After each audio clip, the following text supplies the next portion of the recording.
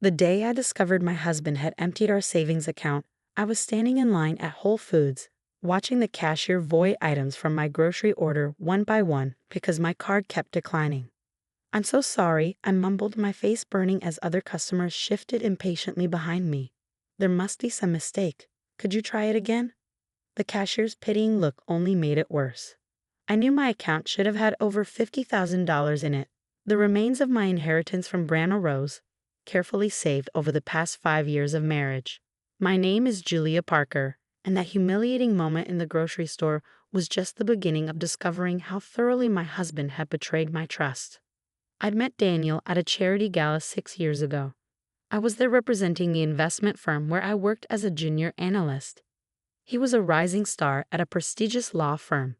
He seemed different from the other lawyers I'd met. Warmer, funnier, more down to earth.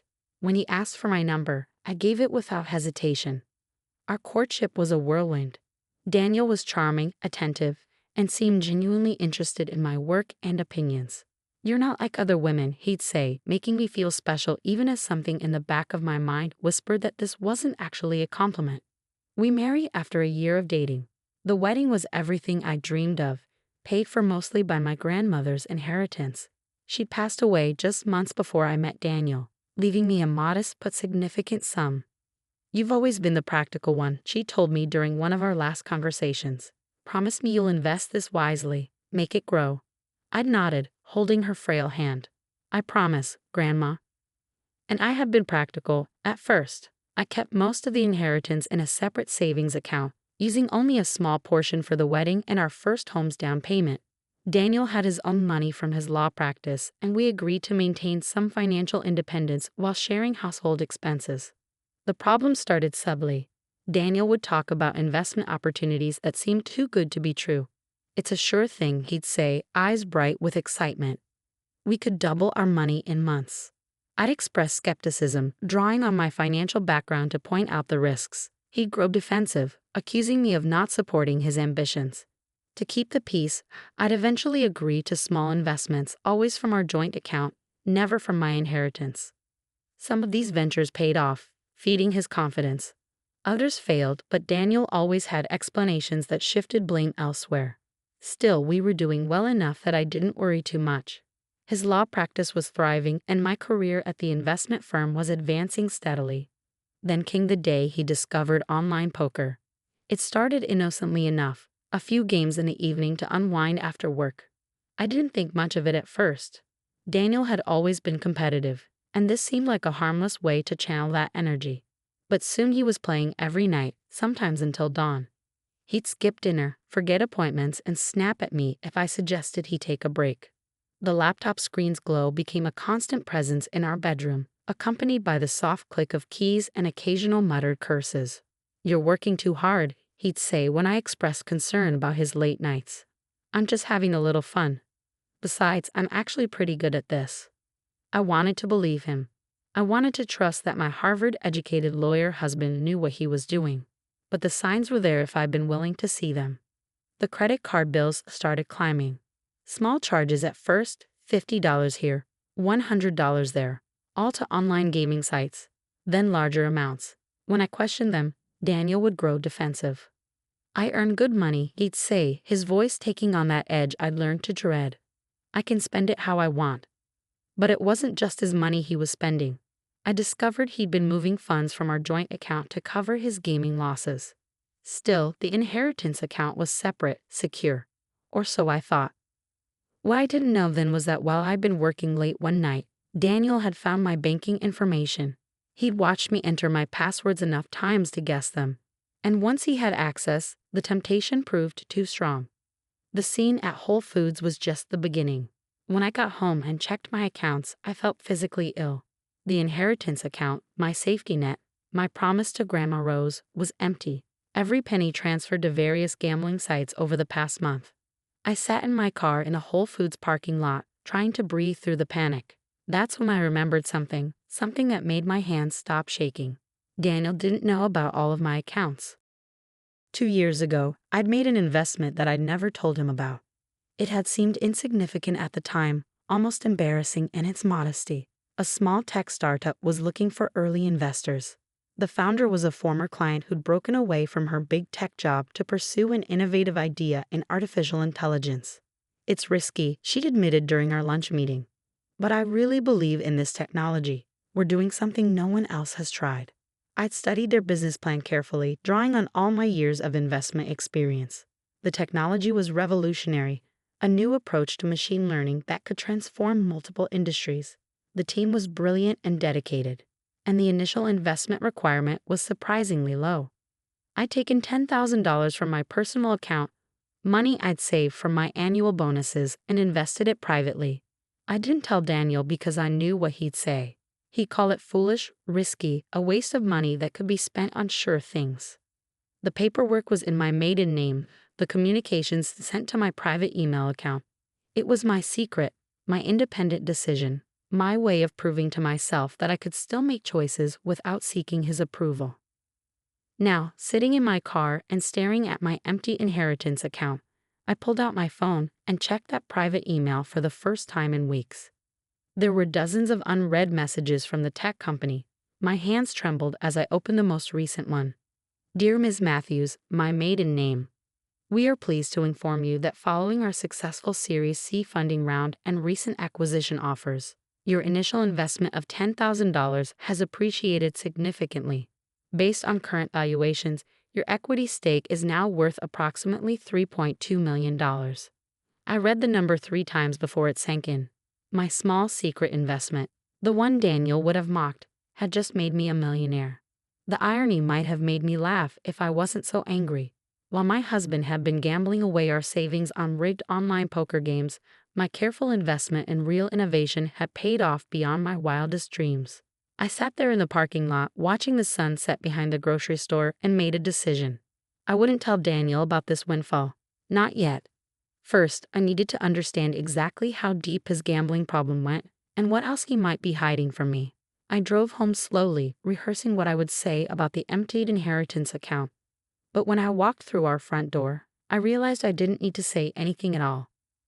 Daniel was sitting at our dining room table, surrounded by empty whiskey glasses, his laptop open to an online poker site. His usually perfectly styled hair was a mess, his expensive shirt wrinkled and stained. I can explain, he slurred, not meeting my eyes. I had a system, it was working. I just needed a little more capital to make it pay off.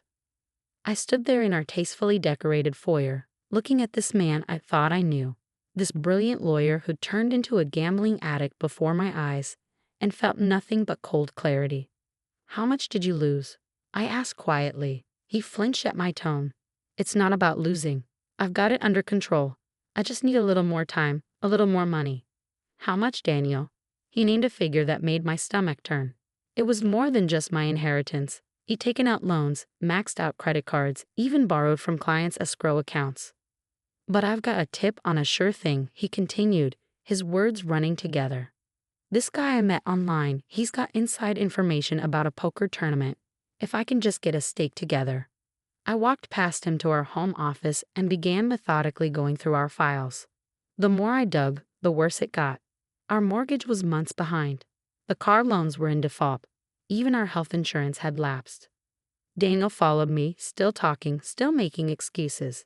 It's my money to lose, he said at one point, his voice taking on that familiar defensive edge.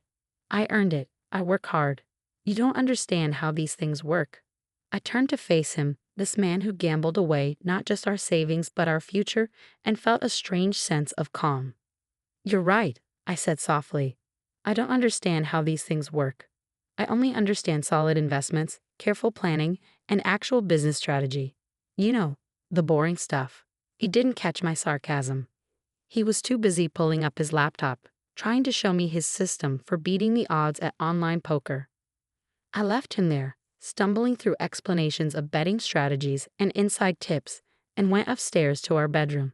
In the back of my closet was a small fireproof safe that Daniel didn't know about. Inside were copies of my most important documents, including the original investment agreement for the tech startup. I took everything to my car, along with enough clothes for a few days. Daniel didn't even notice me leaving. He was too absorbed in his poker game, chasing another loss with money we no longer had. I spent that night in a hotel, methodically making lists and planning my next steps. My investment firm background proved useful. I knew exactly how to document financial fraud and protect assets. The next morning, I visited 3 banks. At the first, I opened a new account in my maiden name. At the second, I transferred my tech investment proceeds as soon as it cleared. At the third, I retrieved everything from our joint safe deposit box, including the jewelry Grandma Rose had left me, which thankfully Daniel didn't know about. Then I called Amanda Torres, a divorce attorney I'd met at a women's leadership conference last year. She listened quietly as I outlined the situation. The gambling, the hidden debt, the theft from client accounts. This is serious, Julia, she said. He could face disbarment, possibly criminal charges. Are you sure you want to pursue this? I thought about all the times Daniel had dismissed my financial concerns, had treated my careful planning as a joke, had made decisions about our future without consulting me. Yes, I said firmly. I want everything documented and handled legally. He needs to face the consequences of his actions. Amanda nodded. I'll start the paperwork. In the meantime, don't confront him about anything. Let him think you're still in the dark about the extent of his gambling. We need to protect your assets before he can do any more damage. I returned to our house that evening to find Daniel still at his laptop, though he'd at least changed clothes. Empty takeout containers littered the kitchen counter. Where were you? He asked, barely looking up from his screen. I tried to use your card for dinner, but it was declined. At work, I lied smoothly. There must be some problem with the bank. I'll check on it tomorrow. He grunted, already absorbed back in his game. I watched him for a moment, this stranger who had replaced my brilliant, ambitious husband, and felt a mix of pity and disgust.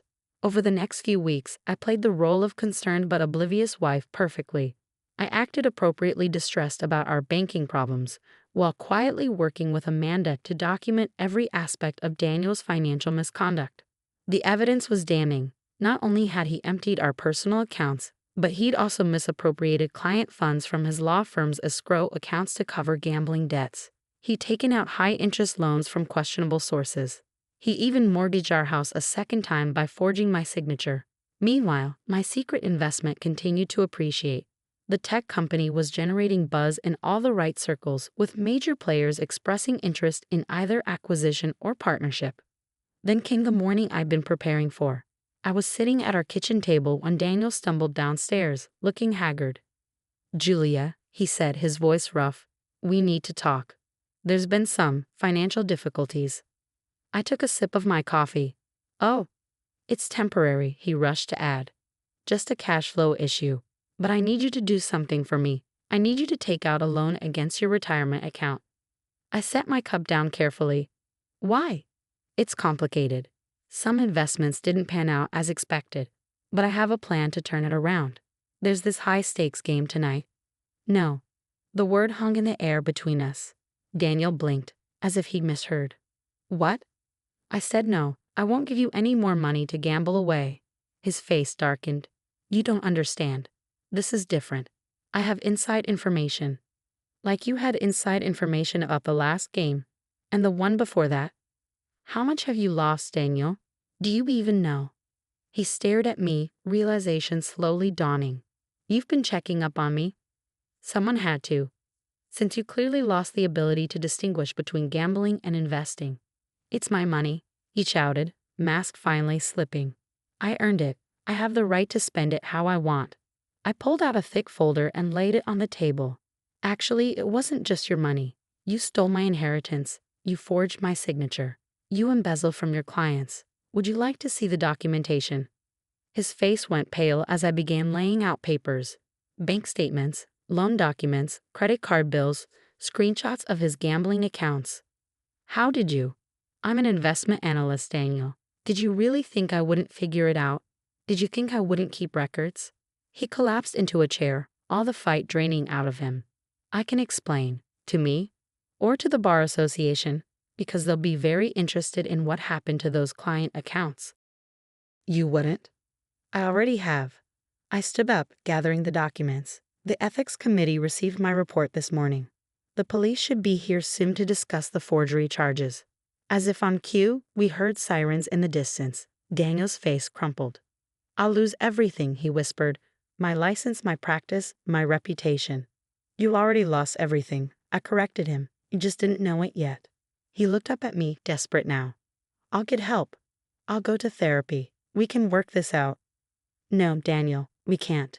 But let me give you one last piece of investment advice. When you're in a hole, stop digging.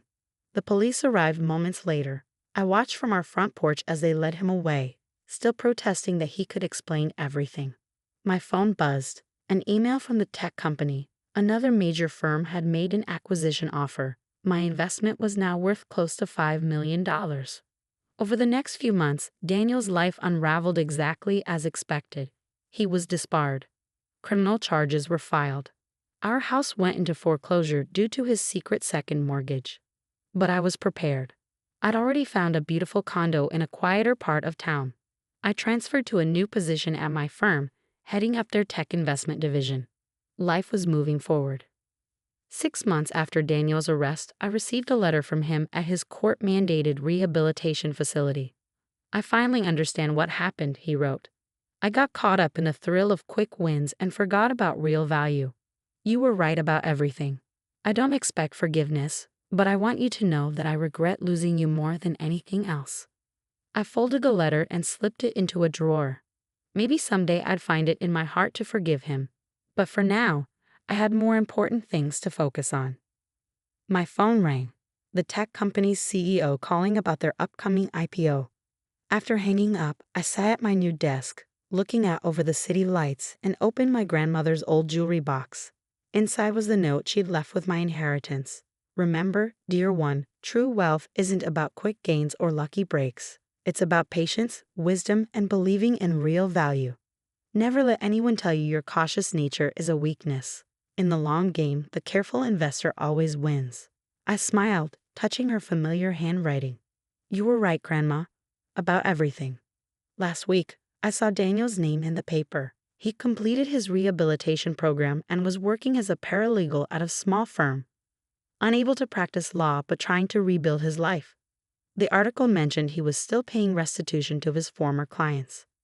Meanwhile, the tech company went public. My initial $10,000 investment, the one Daniel would have ridiculed as overly cautious and boring, is now worth over $12 million. I've started a foundation in Grandma Rose's name, providing investment education and support for women leaving financially abusive relationships. We teach them about more than just money. We teach them about value, self-worth, and the power of trusting their own judgment. Sometimes I think about that day in Whole Foods, watching the cashier void my groceries while my card was declined. I remember the shame, the confusion, the helplessness. But mostly, I remember the moment I decided to take control of my own destiny. Daniel's gambling addiction destroyed his life, but it also freed me to build something better. In trying to break me, he only proved what I'd known all along. That slow, steady growth beats quick wins every time. Yesterday, I received another acquisition offer for my stake in the tech company. The number made even my experienced eyes widen. As I sat in my office, calculating potential returns, I thought about how far I come from that scared woman in the grocery store. I declined the offer. After all, I've learned the most valuable lesson in both business and life. Sometimes the best investment you can make is in yourself.